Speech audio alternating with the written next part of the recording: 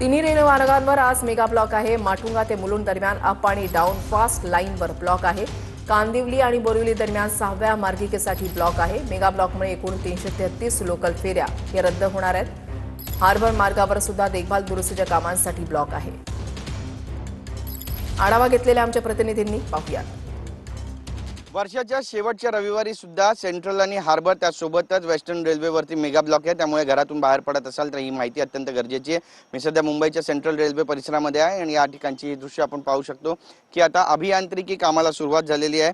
आज आपण जर पाहिलं तर सेंट्रल रेल्वेवर मेगा ब्लॉक आहे, जे मुख्यत्वे माटुंगा ते मुलुंड दरम्यान अप आणि डाऊन फास्ट लाईनवर सकाळी 11 वाजेपासून दुपारी 3:45 पर्यंत आहे। यामुळे डाऊन फास्ट लोकल माटुंगा ते स्लो लाईनवर वळतील आणि अप फास्ट लोकल मुलुंडला स्लो लाईनवर वळवल्या जातील, ज्यामुळे प्रवाशांना थोडासा विलंब होऊ शकतो। आज आणि उद्या एकूण 333 लोकल फेऱ्या ज्या आहेत त्या रद्द राहणार आहेत आणि यामुळे वर्षाच्या शेवटच्या रविवारी कुटुंबियांसह रेल्वे प्रवास करणाऱ्या मुंबईकरांना काही अडचणींना सुद्धा सामोरं जाऊ लागू शकतं। कॅमेरा पर्सन रोशन गायकवाडसह गिरीश गायकवाड, TV9 मराठी, मुंबई।